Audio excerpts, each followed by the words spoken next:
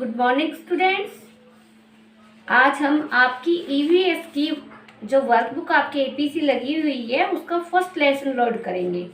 It's title is going to school, यानी school में जाने के बारे में आपका ये लेसन है। सबसे पहले मैं जो ऊपर ये पॉइंट्स दिए गए हैं इनकी हिंदी आपको समझा रही हूँ, उसके बाद आपके क्वेश्चन आंसर लर्न करवाऊंगी। समरी ऑफ द लेसन, ये जो समरी दी हुई है वो समझा रही हूँ।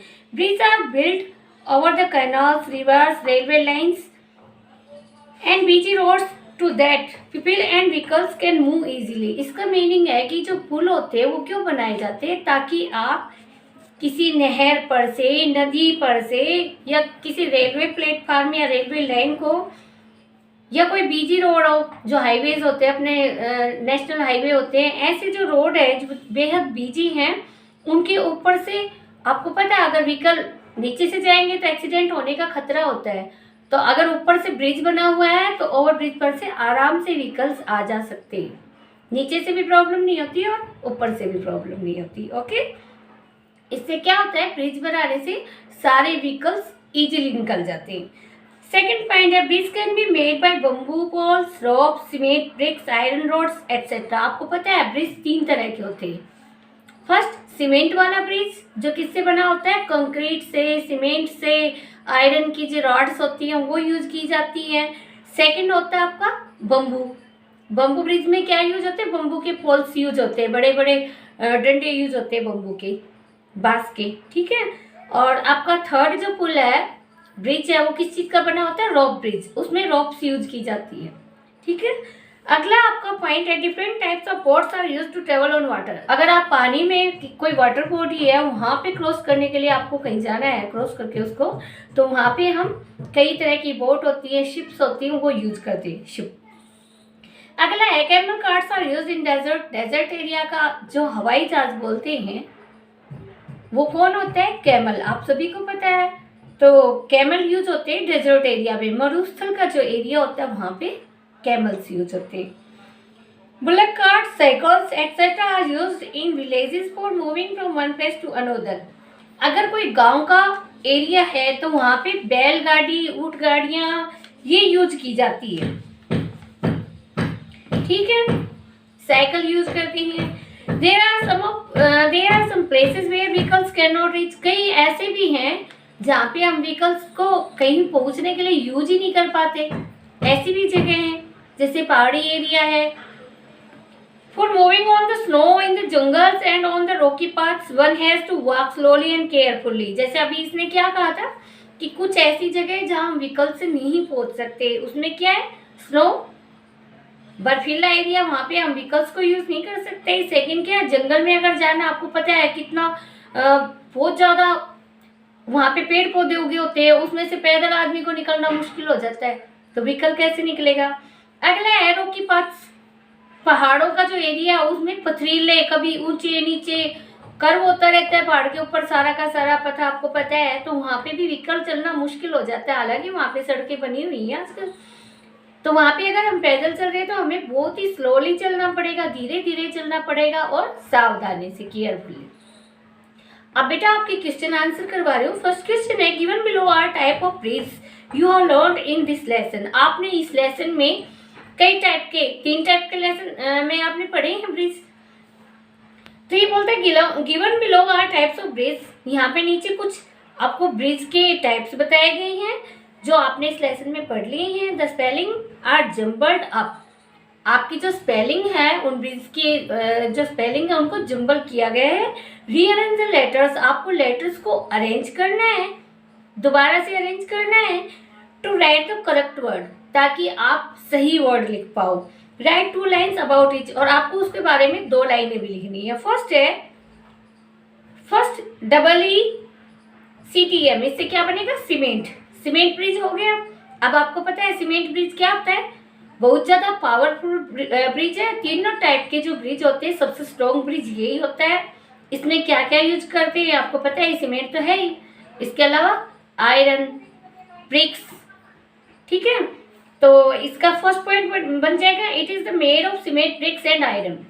ये सीमेंट, ब्रिक्स और आयरन का बना होता है। सेकंड पॉइंट क्या बन गया, it is the permanent bridge. ये परमानेंट ब्रिज है, जल्दी से तोड़ना नहीं पड़ता इसको, ठीक है।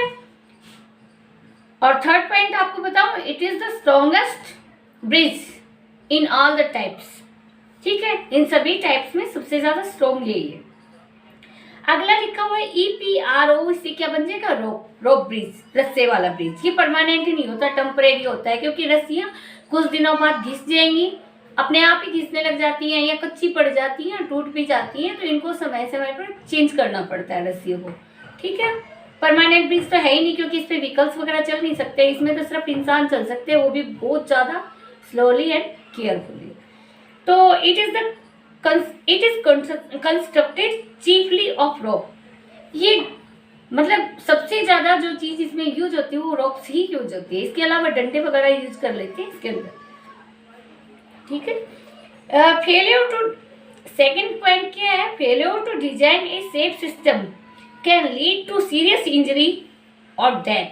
अगर इसको जो डिजाइन कर रहा है उस डिजाइन में अगर कोई गलती होगी, छोटी सी भी मिस्टेक हो गई, यानी कि ये जो पुल है ये सफलतापूर्वक नहीं बना, तो इससे बहुत ज्यादा नुकसान हो सकता है या किसी की मौत भी हो सकती है, ठीक है। तो इसको बहुत ज्यादा केयरफुली बनाना पड़ता है अगर कोई बनाता है तो। उसके बाद लिखा है OBOMBA, इससे बम्बू ब्रिज बनेगा। बम्बू ब्रिज भी आपको पता है परमानेंट नहीं है, ये भी टेम्परेरी है। और जो रॉक ब्रिज था इसमें भी आप थर्ड पॉइंट बना सकते हो, it is a temporary bridge. और इसका भी एक क्या बन जाएगा, it is a temporary bridge.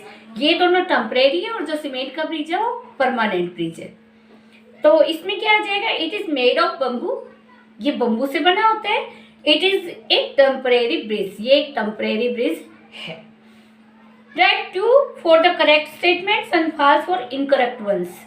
आपको सही स्टेटमेंट है उसके आगे ट्रू लिखना है और जो गलत स्टेटमेंट है वहां पे फॉल्स लिखना है। फर्स्ट है ए, 50 people can easily sit in A trolley. ये बोलते हैं 50 के करीब लोग बैठ सकते हैं आराम से ट्रॉली में। ट्रॉली जो लद्दाख वगैरह में पहाड़ी एरिया हैं वहाँ पे यूज होती है एक साइड से दूसरी साइड जाने के लिए। तो आपको पता है ना ट्रॉली कैसी होती है, आपने कई बार ये झूले आते हैं जो बच्चों के झूले नहीं आते, उसमें भी ट्रॉली लगी होती है, वो ऐसे एक घेरे में घूमते रहते हैं, वो भी ट्रॉलियाँ होती है। तो उसका तो आपको पता है ना उसमें कितने बंदे बैठ सकते हैं, अगर आप पहाड़ी एरिया में नहीं गए हैं तो भी। उसमें हद मानी 4 बच्चे बैठ सकते हैं, 2 इधर 2 इधर, नहीं तो 2 की कैपेसिटी होती है ज़्यादातर, ज़्यादा से ज़्यादा 4 की कैपेसिटी हो सकती है, ठीक है। तो ये बिल्कुल गलत है, 50 तो बिल्कुल नहीं आ सकते, तो ये फॉल्स है। अगला है सम ब्रिजेस हैव स्टेप्स। कुछ ब्रिज ऐसे होते हैं जिनके स्टेप्स होती है, बिल्कुल होती है। आपने आसपास ब्रिज देखे होंगे ना, दोनों साइड स्टेप्स बनी होती है, क्योंकि कई बार क्या होता है ब्रिज बहुत लंबा होता है और मान लो किसी को दूसरी साइड जाना हो तो वो पुल के ऊपर स्टेप्स से चढ़ सकता है। आप बल्कि आपने देखा होगा मेट्रो स्टेशन पे भी बहुत सारी स्टेप्स बनी होती है और वो भी लगे होते हैं ना एलिवेटर्स आजकल, तो अपने आप चलने वाली स्वचालित सीढ़ियां, ठीक है। तो इसमें ट्रू आएगा।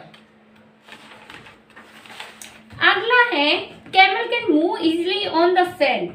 ये बिल्कुल सही है, क्योंकि आपको पता है ना डेजर्ट एरिया में तपती हुई रेत होती है, उसके ऊपर भी कैमल्स बड़े आराम से चलते हैं, तो ये बिल्कुल सही है। सैंड माने मिट्टी।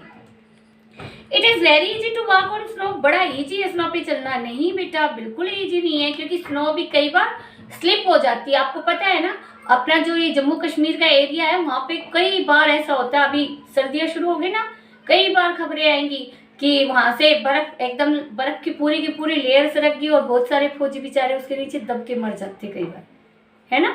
तो ऐसा बिल्कुल नहीं है। वैसे भी अपने पैर जैसे सैंड में चलते हैं ना, उससे ज्यादा स्नो में पैर पूरे के पूरे अंदर धस जाते हैं। स्नो इतनी ज्यादा सॉफ्ट होती है कई जगह, और कई बार क्या होता है स्नो के नीचे पानी बहता होता है, तो उसके ऊपर चलना बिल्कुल भी इजी नहीं है, ये बिल्कुल गलत है। अगला है, तो इसमें क्या आएगा, फॉल्स। अब ई नंबर पे है on the mountains paths are very even.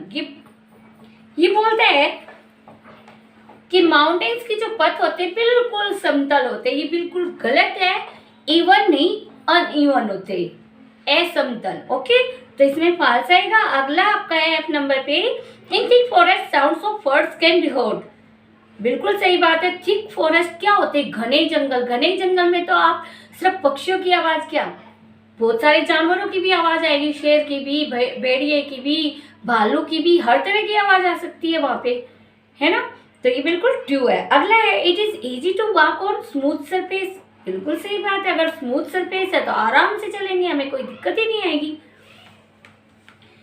The children living in plains find it difficult to walk on mountains. जो लोग प्लेन एरिया में रहते हैं, जैसे हम लोग रहते हैं, हरियाणा प्लेन एरिया में आता है, पंजाब प्लेन एरिया में आता है, एमपी है ना, यूपी है, सारे प्लेन एरिया में है।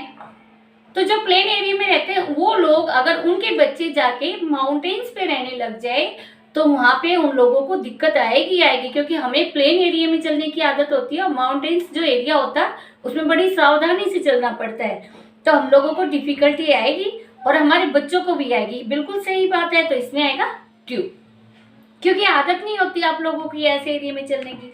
अगला आपका क्वेश्चन 3 है, आंसर द फॉलोइंग क्वेश्चंस। आपको इन क्वेश्चंस के आंसर बताने पड़ेंगे। Why do we need bridge? आपको ब्रिज की जरूरत क्या है? बेटा अगर ब्रिज नहीं होंगे तो डेवलपमेंट बिल्कुल भी नहीं दिखाई देगा। डेवलपमेंट है, जो प्रोग्रेस है, वो किससे दिखाई देगी? अगर आप पहले की तरह बुलोक कार्ट पे जा रहे हो, कैमल कार्ट पे जा रहे हो, बम्बू ब्रिज पे चल रहे हो, तो आपको पता है ना आज के दिन ब्रिज ऐसे बने हुए हैं, बहुत अच्छे अच्छे हाईवे बने हुए हैं ब्रिज पे। तो क्या होता है, नीचे से भी व्हीकल जा रहे हैं, ऊपर से भी व्हीकल जा रहे हैं, कितना टाइम की बचत हो रही है, कितना रश कम हो रहा है। आपको पता है इतने बिजी रोड होते हैं, उनके ऊपर कितने एक्सीडेंट का खतरा कम हो जाता है इन चीजों से, है ना। 4 लाइन 3 लाइन जो भी चल रही है उससे बहुत ज्यादा फर्क पड़ गया है। तो ब्रिज तो प्रोग्रेस और डेवलपमेंट के लिए बेहद जरूरी है, ठीक है। अगर हमें प्रोग्रेस चाहिए, लाइफ में आगे बढ़ना है, तो हमें फास्ट होना पड़ेगा। फास्ट होने के लिए हमें इन चीजों की जरूरत पड़ेगी। We need bridge to cross over rivers, lake and valleys. अगर हमें नदियों को, वाटर बॉडी कोई भी है, अगर उसको क्रॉस करके जल्दी पहुंचना है, आपको पता है अगर हम शिप से जाएंगे, बोट से जाएंगे, उससे हमारा टाइम ज्यादा लगता है। अगर हम व्हीकल से जाते हैं, रोड के जो व्हीकल होते हैं उनसे कम टाइम लगता है। जैसे एरोप्लेन से जाएंगे सबसे कम टाइम लेगा, है ना। अपने 3 टाइप के व्हीकल्स होते हैं, रोड वाले, पानी वाले और वायुयान, है ना। एरोप्लेन, एयर वाले, air transport, land transport, water transport. आपको पता है 3 तरह के ट्रांसपोर्ट होते हैं। तो सबसे फास्ट कौन सा? एरोप्लेन, है ना। कौन सा है वो? एयर ट्रांसपोर्ट का। और जो नीचे है, जो लैंड ट्रांसपोर्ट है, सबसे धीरे वाटर ट्रांसपोर्ट चलता है अपना। लैंड ट्रांसपोर्ट में सबसे तेज कौन सा व्हीकल चलता है पता है आपको? ट्रेन। तो लैंड ट्रांसपोर्ट है, उस पर एरोप्लेन तो आप यूज कर नहीं सकते, व्हीकल्स यूज कर सकते हो। अगर आप वाटर बॉडीज में वाटर वाले जो ट्रांसपोर्ट है उसको यूज करोगे तो टाइम ज्यादा लगेगा। तो हमें क्या करना चाहिए? उसके ऊपर व्हीकल्स चलाने चाहिए। व्हीकल पानी पे चलेंगे नहीं, तो उसके लिए हमें ब्रिज चाहिएगा, है ना। तो ब्रिज जरूरी हो गया। We need bridge to cross over rivers, lake और वैलीज। फर्स्ट पॉइंट हो गया। सेकंड पॉइंट है फॉर कनेक्टिंग कम्युनिटी। आप दूसरी जगह से जुड़ने के लिए भी आपको ब्रिज की जरूरत है। आपको पता है पहले जब भारत आजाद नहीं हुआ था उस टाइम पे जो अपना अंडमान निकोबार वाला एरिया ना, उसको काला पानी बोला करते। अगर कोई अंग्रेजों के खिलाफ चलता था तो उसको काला पानी भेज दिया करते। जैसे अपने बहादुर शाह जफर दिल्ली के राजगद्दी जिसको दिलवा दी थी, भारत के सारे मतलब देशभक्तों ने मिलके एक बार ऐसा उनके ऊपर हमला किया और एकदम से उन्होंने बहादुर शाह जफर को यहाँ का राजा घोषित कर दिया अंग्रेजों के खिलाफ। तो उन्होंने क्या किया, बहादुर शाह जफर को पकड़ा और काला पानी भेज दिया। काला पानी किसको बोलते थे उस टाइम पे? अंडमान निकोबार। क्यों? क्योंकि वहां पे वाटर बॉडी है, आपको पता है हिंद महासागर है ना। हिंद महासागर एक साइड, अरब सागर एक साइड, बंगाल की खाड़ी है, चारों तरफ, तीनों तरफ पानी पानी है। अब उस वाटर बॉडी को क्रॉस करना हम लोगों से बड़ा मुश्किल था, हम लोगों से थे, क्योंकि बोट तो बहुत धीरे चला करती, हम लोग तो उसको क्रॉस ही नहीं कर पाते थे। ऊपर से वो वहां पे जेल में रखते थे। तो काला पानी का मीनिंग क्या था कि जहां तक उसके पास ना कोई मैसेज जा सके ना कोई मैसेज आ सके, ठीक है। तो आज के दिन कम्युनिटी, उस टाइम कम्युनिटी उन लोगों के बेचारों की खत्म हो जाया करती, क्योंकि वो बात ही नहीं कर पाते थे अपने लोगों से, है ना। तो कम्युनिटी के लिए, जैसे आज के दिन हम अमेरिका हो, आपने कल की भी खबर सुनी होगी ना कि चाइना का हिंद महासागर में एकदम मुंह बंद कर दिया इंडिया वालों ने, है ना। क्यों? क्योंकि हम पावरफुल हो गए अभी वाटर ट्रांसपोर्ट में भी। हमारे फाइटर्स वहाँ भी बहुत अच्छे से बैठे हुए हैं, सजग हुए हैं ना। तो कम्युनिटी के लिए भी ये जरूरी है। क्या होता है, जो कम्युनिटी यहाँ पे कैसे काम कर रही है, जैसे हमारे फौजी जो वाटर बॉडीज में है वो बड़े आराम से हम लोगों के संपर्क में रहते हैं। हम लोगों का मतलब जो अपने डिफेंस मिनिस्टर्स है उनके संपर्क में रहते हैं, ठीक है। और हमें भी सारी खबरें मिलती रहती है, तो हमारे भी संपर्क में रहते हैं। अगला है to support local economy. Local economy के लिए भी बड़ा जरूरी है, ठीक है। अगला है लोकल अर्थव्यवस्था जो है, इधर से उधर अनाज लेके जाना है, कोई माल पहुंचाना है। आपने देखा है ना, मालगाड़ी रोज चलती रहती है, हालांकि रेल की जो एक्सप्रेस है वही चल रही है, रेलें तो ट्रेन एक्सप्रेस चल रही है, बाकी जो लोकल ट्रेनें हैं वो बंद है, लेकिन मालगाड़ी तो अब भी चल रही है सामान को इधर उधर ले जाने के लिए, है ना। तो इकोनॉमिक जो कंडीशन है उसको भी पूरा करती है, ठीक है। अगला क्वेश्चन भी है, what difficulties would you face without bridge. अगर ब्रिज नहीं होंगे तो आपको क्या क्या प्रॉब्लम्स हो जाएंगी, आपके सामने क्या क्या डिफिकल्टी आएगी। क्या आएगी? हम किसी वाटर बॉडी को क्रॉस कर नहीं पाएंगे। बड़ी वाटर बॉडी है तो उसको क्रॉस नहीं कर पाएंगे, अगर छोटी है तो टाइम ज़्यादा ले लेगी, हमारा टाइम वेस्ट होगा बहुत ज़्यादा, है ना। अच्छा, अगर कोई माउंटेन आ गया तो हमारे लिए तो इम्पॉसिबल ही हो जाएगा उसको क्रॉस करना, है ना। माउंटेन्स को तो क्रॉस करना इम्पॉसिबल हो जाएगा।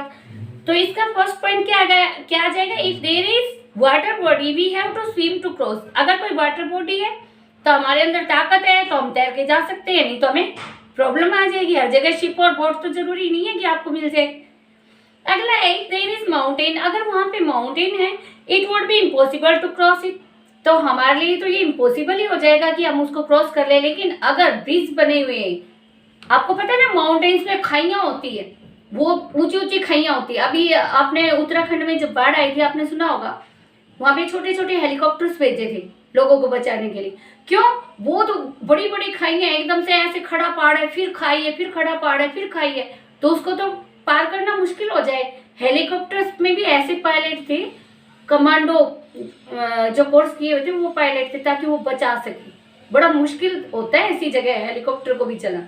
और आपको पता है हेलीकॉप्टर तो आधा घंटा एक जगह खड़ा भी हो सकता है, स्पेस भी। तब ये हाल था, तो बड़ा इम्पॉसिबल इसको पार करना। अगला है, what do children in some part of Kerala use to travel on water. Kerala के जो बच्चे हैं वो क्या यूज करते हैं एक जगह से दूसरी जगह जाने के लिए? आपको पता ही है, वल्लम, है ना, जो वुड की बनी हुई है। In some part of Kerala children use vallam to travel on water. Vallam use करते हैं वाटर पर ट्रेवल करने के लिए। अगला है, what sounds can be heard in jungle. जंगल में क्या क्या साउंड सुनोगे आप? पक्षियों की चहचहाट सुनोगे, एनिमल्स की दहाड़ है या गुर्राना है, जो भी हो वो सुनोगे। और कई बार हवा ऐसी चलती है, बहुत तेज सरसराहट की आवाज आती है, कई बार डरावनी हवा आती है। आपको पता है ना, हवा की भी अगर सॉफ्ट ब्रीज है तो बड़ी सुहावनी लगती है, लेकिन अगर विंड सॉफ्ट नहीं है तो उसमें हमें डर लगने लगता है, ऐसी आवाजें आने लग जाती है, सरसराहट की, तेज तेज साए साए ऐसे आवाजें आने लग जाती है ना। तो कई तरह की आवाजें आती है जंगल में। Chirping of birds first point, second sounds of wild animals की साउंड्स, और थर्ड पॉइंट क्या होगा, साउंड्स ऑफ विंड्स। मैंने बताया विंड्स की कई तरह की साउंड होती है। कई बार आपने सुना होगा सरसराहट की आवाज आती है, कई बार साए साए ऐसे आवाज आती है, डरावनी सी आवाजें, और कई बार बड़ी सुहावनी आवाज होती है। अगला क्वेश्चन ई है, why is it difficult to walk on snow. Snow के ऊपर चलना, आप अभी इससे पहले भी क्वेश्चन आया था ना, स्नो के ऊपर चलना, उसमें क्या आया था, it is very easy to walk on snow. Snow के ऊपर चलना, ये आपके ट्रू फॉल्स में आया था ना। अभी क्वेश्चन क्या आया, why is it difficult to walk on snow. Snow पे चलना, हमने उसमें लिखा फॉल्स, स्नो पे आराम से नहीं चल सकते। तो बोलते हैं स्नो पे क्या डिफिकल्टी है चलने में, बहुत ज्यादा डिफिकल्ट है, क्यों है? फर्स्ट पॉइंट है, इफ स्नो इज सॉफ्ट। अगर स्नो सॉफ्ट है, our feet sink into it. तो हमारे जो पैर है, मैंने आपको बताया था ना, अगर स्नो सॉफ्ट होगी तो हमारे पैर अंदर की ओर धंस जाएंगे, है ना। अगला क्या है, और मान लो उस पे माउंटेन्स की खड़ी पीक हो कोई, तो फिर देखो हमारा क्या हाल हो, या कोई चट्टान ही खड़ी हो और एकदम से उसके ऊपर मान लो ये पत्थर एकदम से यूं पैर टिक जाए, पैर ही टूट जाएगा हमारा तो, है ना। अगला है point, if snow is frozen we may slip and fan. अगर जो स्नो है वो बेहद मतलब स्नो जो है वो बेहद अभी सॉफ्ट आया था और अभी क्या जगह टफ है, अच्छे से चिपकी हुई है, हार्ड है, तो क्या होगा, कई बार क्या होती है लेयर्स, कई बार क्या होती है बेटा, स्नो है ना वो पिघल के पानी पानी सा, आपने देखा होगा ना जो आपके फ्रीज वगैरह में होती है, हार्ड होती है ना वो स्नो, आइस की तरह हो जाए।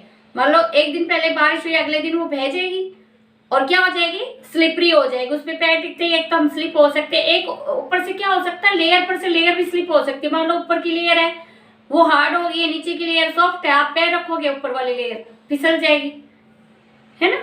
तो इसमें भी दिक्कत ये आ जाएगी, इससे हम स्लिप हो सकते हैं और गिर सकते हैं।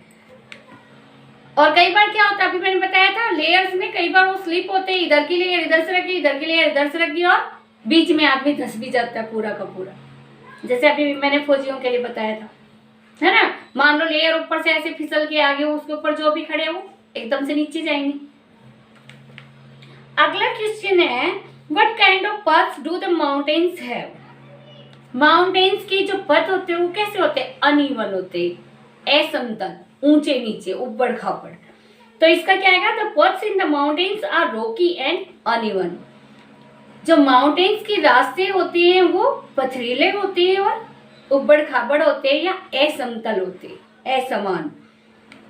Question 4, explain the following terms. आपको इन टर्म्स के बारे में एक्सप्लेन करना है। First trolley. ट्रॉली क्या होती है, ट्रॉली जैसे लद्दाख जैसा एरिया होता है, पहाड़ी एरिया होता है ना, वहां पे क्या करते हैं, बर्फीला, आपको पता है लद्दाख में जबरदस्त ठंड होती है, चारों तरफ बर्फ जमी होती है, व्हीकल्स वहां पे चल नहीं सकते क्योंकि रोड जाम हो जाते, इतनी बर्फ जम जाती है वहां पे।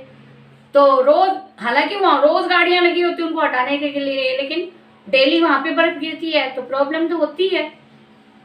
उसके लिए क्या करते हैं लोग, ट्रॉली यूज करते हैं। एक साइड से पोल इधर बांध के, इधर अच्छे से कसा हुआ लोहे का रस्सा बांधते हैं, एक साइड से ट्रॉली को इधर से बटन दबाते हैं, वो दूसरे साइड चल जाती है पुश होके, ठीक है। तो ट्रॉली क्या होती है, strong iron rope is tightly tied on the both sides of river on rocks. अभी मैंने क्या बताया, बीच में खाई होती है, तभी तो वो माउंटेन के ऊपर उसको यूज कर रहे हैं ना ट्रॉली को। इसका मतलब क्या, एक माउंटेन इधर है, एक माउंटेन इधर है, बीच में अनइवन का मतलब कहीं खाई कहीं पानी, कभी कुछ पाएगा, तो उसके ऊपर दोनों साइड रोक के ऊपर दो पोल बांध देते हैं, उससे कस के रोप बांध देते हैं और इधर से उधर चले जाते हैं ट्रॉली में बैठ के।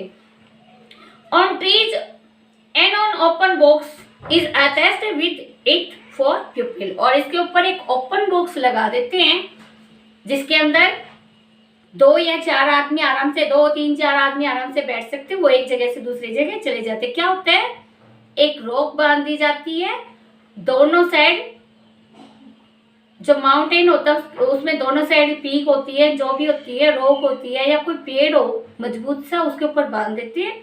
उसके बाद उसके ऊपर एक ओपन बॉक्स बांध देते हैं, उसके अंदर हुक में डाल के, और इधर से उधर जाने के लिए ट्रॉली यूज होती है। A strong iron rope is tightly tied on the both sides of river, on rocks or trees, and an open box is attached with it for pupil. ठीक है, इससे एक ओपन बॉक्स को attach कर दिया जाता है। सेकेंड है वल्लम। ये आपको पता है ये केरला में यूज होती है। A small wooden boat to cross water bodies. एक छोटी सी लकड़ी की बनी हुई बोट जो वाटर बॉडीज में काम आती है, यानी कि जो पानी के बड़े बड़े सोर्स है वहां पे काम आती है, जैसे समुद्र है, महासागर है ना, या कोई खाड़ी हो, इस तरह की चीजें। अब है jugaad. A vehicle made up of waste material of vehicles with sound फट फट फट। एक ऐसा व्हीकल जो वेस्ट मटेरियल को यूज करके बनाया जाता है, जो व्हीकल्स खराब हो जाती है ना, किसी का इंजन ले लेते हैं, किसी के पीछे की ट्रॉली ले लेते हैं, किसी के टायर ले लेते हैं, और उससे जुगाड़ का मतलब ही क्या है? जुगाड़ का मतलब क्या होता है? किसी चीज का जुगाड़ कर लेना मीन्स काम चला लेना। एक काम चलाऊ गाड़ी बना लेते हो, किसी का इंजन ले लिया, किसी के पहिए ले लिए, किसी की पीछे की ट्रॉली ले ली, किसी चीज की सीट लगा दी, और यूं करके सारी चीजों को मिक्स करके और कोई एक व्हीकल को बना देना, उसको जुगाड़ बोलते हैं। और ये फट फट फट की आवाज निकालता है, क्योंकि इसमें जो इंजन होता है, आपको पता है व्हीकल वेस्ट है, तो उसके व्हीकल की तो उसमें सारी चीजें बंधी हुई है नहीं, कभी कुछ हिलेगा कभी कुछ हिलेगा, तो फट फट धड़ धड़ ऐसी आवाज आती रहती है जब वो चलता है। ठीक है, अगला है पुली। पुली क्या होती है बेटा? एक व्हील होता है जो कई बार तो आपने पुराने, अगर आपने सीनरी वगैरह देखी हो या कोई गांव में गया हो, तो पुली को यूज किया करते पहले, उसमें से कुएं में से पानी निकालने के लिए गांव के लोग। ठीक है, और पुलिस में भी यूज होती है, जो ये रोड के ऊपर ये बड़ी बड़ी बिल्डिंगें बनाती है, आपने देखा होगा रोड पे आते जाते, तो ऊपर सामान लाने के लिए भी पुली को यूज करते हैं। ए व्हील ऑन एक्सल और shaft that support movements and change the directions. एक ऐसा व्हील जो एक्सल पे या शाफ्ट पे लगा होता है, जो मूवमेंट्स को सपोर्ट करता है, इधर से उधर सामान लाने को सपोर्ट करता है, और उसकी डायरेक्शन को भी चेंज कर देता है। ठीक है, अगला है राइट फिर sentence on the school of my dreams. आपके सपनों का स्कूल है, उसके बारे में आपको कुछ लिखना है। ये आप खुद भी लिख सकते हो, आपके सपनों का स्कूल कैसा हो। अब ये मत बोल देना कि मेरे सपनों का स्कूल तो ऐसा होना चाहिए, कोई टीचर हमें डांटे नहीं, कोई पढ़ाए नहीं, सारे आए बोले आओ बेटा खेलो खेलो। ऐसा तो नहीं होना चाहिए ना, वरना आपका फ्यूचर खराब हो जाएगा। देखो, जिसके मम्मी पापा डांट नहीं मारते उसके बच्चे बिगड़ जाते हैं, सुना होगा ना। अगर मम्मी पापा आपको गलतियों पे डांटेंगे नहीं तो आप लोग बिगड़ जाओगे, फ्यूचर खराब हो जाएगा। सेम टू सेम, अगर आप सपनों का ऐसा स्कूल सोचो कि जहाँ पे आपको टीचर पढ़ने को बोलना ही नहीं, सारा दिन शैतानियां करो, तो फ्यूचर बर्बाद हो जाएगा। तो आपको अच्छे से सिंसियर बच्चे की तरह सोचना है कि आपके जो सपनों का स्कूल हो कैसा हो। कैसा होना चाहिए? सारे बच्चे अच्छे से यूनिफॉर्म पहन के आए, है ना, बहुत आइडियल स्टूडेंट हो, सबका कहना माने, सारे टीचर्स वेल एजुकेटेड हो, आपको प्यार से पढ़ाए, है ना। कभी कभी गलतियां करो तो डांट तो मारेंगे वो, लेकिन प्यार से, है ना, दुश्मनी नहीं होनी चाहिए। ठीक है ना। अच्छा, अब मैं लिखवा रही हूँ, आप चाहो तो आप खुद भी लिख सकते हैं इसको, लेकिन मैंने आपको बताया positive. Okay, here life begins with the teachers who is full of passion and लिवलीनेस।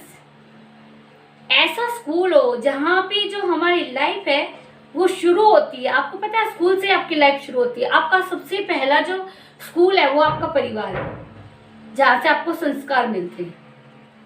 ठीक है ना। और सेकंड क्या होता है? आपका स्कूल, जहाँ पे आपको एजुकेशन के साथ साथ गुड मैनर्स भी दिए जाते हैं, आपको जीवन के संघर्ष से कुछ सबक सीखने को मिलते हैं, है ना।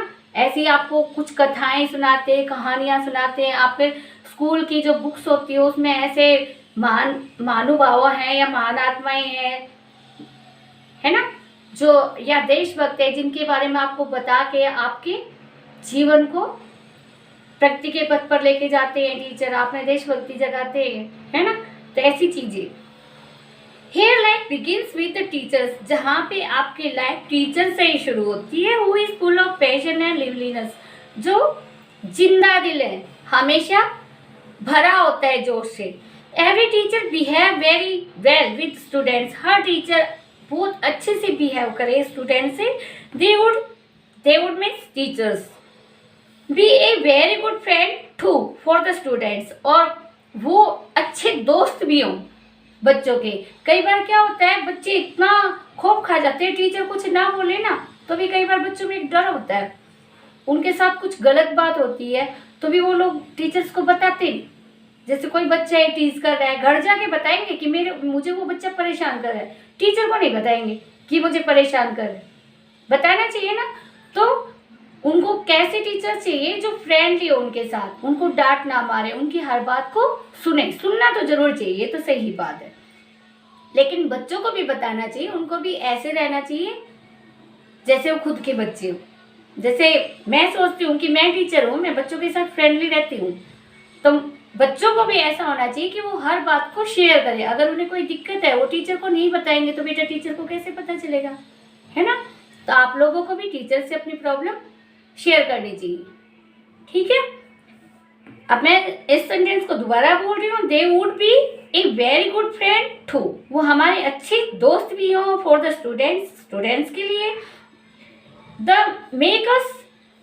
Make us smarter more curious about knowledge, जो हमें और भी ज़्यादा स्मार्ट बनाए और क्यूरियस बनाए, जिज्ञासु, नॉलेज को गेट करने के लिए। नॉलेज हमेशा बेटा किसको आती है, ज्ञान हमेशा तब बढ़ेगा जब आप क्वेश्चनिंग करोगे। आपको कोई चीज़ समझ में नहीं आई और आप शर्मा के बैठे रहो कि नहीं अगर मैंने पूछा तो पता नहीं और बच्चे मेरी मजाक उड़ाएंगे, कभी भी ऐसा नहीं सोचना चाहिए बेटा। एक तो खाने में, एक सीखने में कभी शर्म नहीं करनी चाहिए। खाने में शर्म करोगे तो भूखे मरोगे, और पढ़ने में, अगर पढ़ने में आपको कोई चीज़ समझ में नहीं आ रही, टीचर से नहीं पूछोगे तो जिंदगी बर्बाद हो जाए, है ना। तो हमें जरूर पूछना चाहिए। इसका क्वेश्चनिंग वो बच्चा करेगा जो कम शर्माता होगा। घर पे आप मम्मा को सारी बात पूछते हो ना, तो ऐसे ही आपको टीचर से भी क्वेश्चनिंग करनी चाहिए अगर आपको कुछ दिक्कत आ रही है तो। क्यूरियस का मतलब ये होता है जिज्ञासु होना, हर बात में 10 क्वेश्चन कर लेना। तो बच्चे को क्यूरियस होना चाहिए, तभी स्मार्ट बनेगा। अगर स्मार्ट बनना है तो आपको क्यूरियस होना चाहिए, ठीक है। उससे क्या होगी, आप बार बार क्वेश्चन करोगे, उससे आपको आपकी जो नॉलेज है वो बढ़ेगी।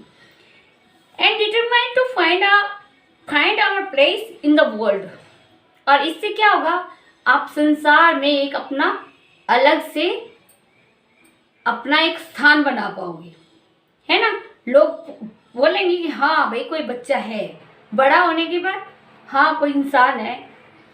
अगला they teach us difference between wrong and right, वहाँ पे टीचर आपको सही और गलत के मायने समझाए, उसका अंतर समझाए। एंड वैल्यू ऑफ डिसिप्लिन, और आपको अनुशासन की वैल्यू बताए। अनुशासन जरूर होना चाहिए बेटा, जहाँ अनुशासन नहीं होगा वहाँ पे आपका सब कुछ खत्म हो जाएगा। अनुशासन होना बेहद जरूरी है। आप कितने ही पढ़े लिखे हो, अगर आप डिसिप्लिन में नहीं रहते तो आप किसी चीज़ को मेंटेन कर ही नहीं पाओगे। खुद आप ये सोचो ना बेटा, आपका अपने ऊपर कंट्रोल है नहीं, आप खुद डिसिप्लिन में हो नहीं, और आप ये चाहो कि पूरी दुनिया मेरे डिसिप्लिन में हो, तो इम्पॉसिबल है ना। जैसा करेंगे वैसा ही तो होगा ना। तो हमें डिसिप्लिन में तो रहना पड़ेगा। काइंडनेस, हमें दया का पता चले। आपको पता है दया करने वाला है, जो दया का पात्र है, उससे भी ज्यादा भगवान खुश किससे होते हैं, जो उसके ऊपर दया कर रहा है, ठीक है। गुड मैनर्स, अच्छे मैनर्स सिखाए। सोसाइटी एंड एजुकेशन, आपको अच्छी सोसाइटी के बारे में बताए और एजुकेशन के बारे में बताए। अगला क्वेश्चन है, write 4 situation for which you are punished in the class by your teacher. आपको 4 सिचुएशन बतानी है जिसकी वजह से आपको स्कूल में पनिशमेंट मिलती है। फर्स्ट है when we make a noise और हैविंग फन्स, अगर हम शोर करते हैं या किसी का मजाक उड़ाते हैं। सेकेंड है व्हेन वी डिस्टर्ब डिसिप्लिन, अगर हम डिसिप्लिन को खराब करते हैं। Second point. थर्ड पॉइंट है व्हेन वी रन इन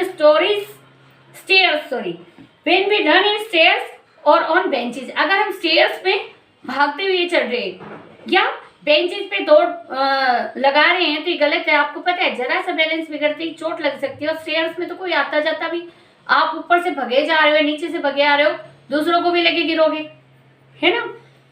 अगला है fourth point, when we not take tiffin और ईट जंक फूड्स, अगर हम टिफिन नहीं लाएं तो भी गलत बात है ना। सारे बच्चे टिफिन खोल के बैठे हैं लंच टाइम में और आप बिल्कुल चुपचाप बैठे दूसरों को देख रहे हो, तो टिफिन लेके आना चाहिए ना। वैसे भी अगर खाना नहीं खाओगे तो दिमाग की बत्ती गुल हो जाएगी, है ना। दिमाग की बत्ती तभी चलेगी ना जब कुछ खाओगे, एनर्जी आएगी आपके अंदर। अगला है जंक फूड्स आपको नहीं खाने चाहिए। जंक फूड खाओगे तो भी डांट पड़ेगी, टिफिन नहीं लाओगे तो भी डांट पड़ेगी। और any unhealthy things in school, या कोई अनहेल्दी चीज आप खाओ स्कूल में तो टीचर्स डांट मार ही देती हैं, तो कॉमन बात है। अगला है when we not do our homework daily, अगर आप डेली रूटीन में अपना होमवर्क नहीं करते तो भी डांट पड़ती है। कोई सिचुएशन ऐसी है भैया आप काम नहीं कर पाए, तो वो तो कभी कभी होती है ना, डेली तो नहीं होनी चाहिए।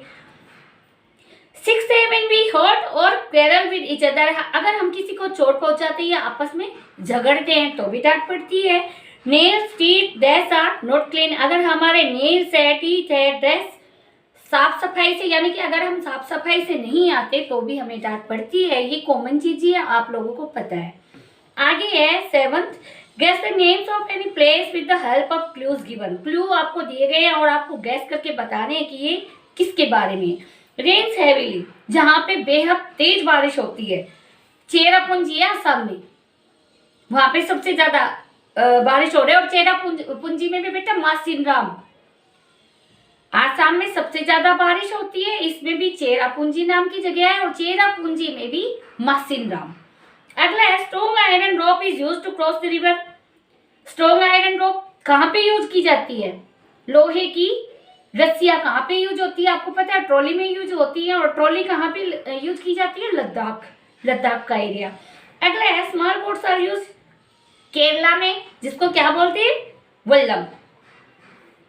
अगला कैमल कार्ट्स आर यूज, आपको पता है डेजर्ट एरिया कहाँ पे? अपने यहाँ राजस्थान।